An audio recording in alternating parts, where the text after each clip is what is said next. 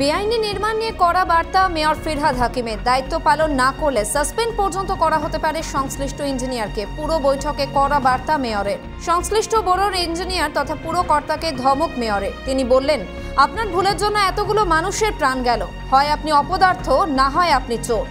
আপনার ভুলের ও অপদার্থতার জন্য মানুষ আমাকে চোর বলছে। কেন আমাকে তা শুনতে হবে? এভাবেই বৈঠকে কড়া ভূমিকায় সুর চড়ান কলকাতার মেয়র। কিন্তু বিরোধী শিবিরের প্রশ্ন, বেআইনি বাড়ি ধসে এতগুলো মৃত্যুর পর আদতে অপদার্থ কে, চোর কে? ইঞ্জিনিয়ারদের উদ্দেশ্যে মেয়রের বার্তা, কোনো অনৈতিকতার কাছে মাথা নত করবেন না। এমন কোনো কাজ করবেন না যাতে ওই কাজের মাসুল হিসেবে একজন মানুষের প্রাণ যায়।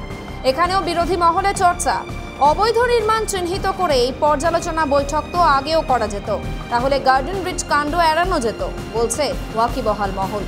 কাউন্সিলরদের প্রভাবে পুরো কর্তা থেকে ইঞ্জিনিয়ারদের কোনো ক্ষমতা নেই, তাহলে কিভাবে তারা কর্তব্য পালন করবেন? প্রশ্ন তুলছে ওয়াকিবহাল মহল। কলকাতা পুরসভার বিল্ডিং বিভাগের সমস্ত আধিকারিক, ইঞ্জিনিয়ার সকলকে নিয়ে বৈঠক করেন কলকাতার মেয়র। তার কড়া বার্তা, ওয়ার্ড ভিত্তিক এরিয়া ভাগ করে সাব অ্যাসিস্ট্যান্ট ইঞ্জিনিয়ার থেকে এক্সিকিউটিভ ইঞ্জিনিয়ার পর্যন্ত প্রত্যেককে নিজের দায়িত্ব পালন করতে হবে। নিজের দায়িত্বপ্রাপ্ত এলাকায় বেআইনি নির্মাণ হলে তার দায় নিতে হবে সংশ্লিষ্ট ইঞ্জিনিয়ারকে। প্রয়োজনে কোনো কারণ না দেখিয়েই সাসপেন্ড পর্যন্ত করা হতে পারে, হুঁশিয়ারি কলকাতার মহানাগরিকের। কিন্তু এই তৎপরতা এবং পুরো আধিকারিকের ধমককে কটাক্ষ করতে ছাড়েনি বিরোধীরা।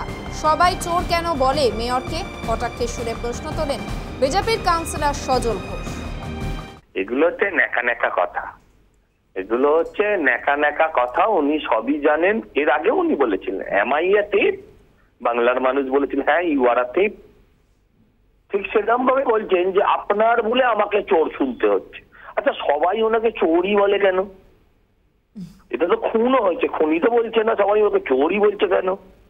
হ্যাঁ, একজন এক্সিকিউটিভ ইঞ্জিনিয়ারের, আমি একজন কাউন্সিলর হয়ে জানি তার মূরত কতটা, তার ক্ষমতা কতটা। মানে কালো কলমে যাই ক্ষমতা থাকুক, আজ রাজনৈতিক প্রভাবের ফলে তাদের কোনো ক্ষমতাই নেই। রাজনৈতিক প্রভাবের ফলে, কাউন্সিলরদের দাপাদাপির ফলে তাদের কোনো ক্ষমতাই নেই। কাউন্সিলর উঠতে বললে উঠবে, বসতে বললে বসবে, এমন অবস্থায় পরিণত করেছে।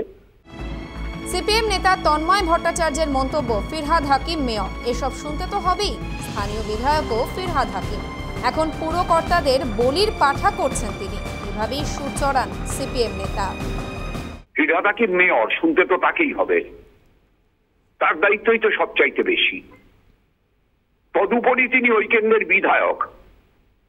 তার অত্যন্ত পছন্দের ঘনিষ্ঠ আপনজন শামস ইকবাল ওই ওয়ার্ডের কাউন্সিলর।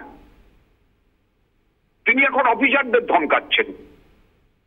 প্ল্যানটা পাশ করেছে কে? অফিসাররা প্ল্যানের ক্ষেত্রে যে টেকনিক্যাল কাজগুলো করার করেছে, ফাইনাল পাস করেছে বিল্ডিং কমিটি।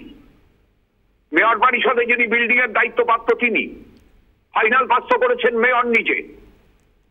অফিসারদের স্কেপগোট করছেন, অন্যের ঘাড়ে বন্দুক চাপিয়ে দিচ্ছেন। ক্যালকাটা নিউজ।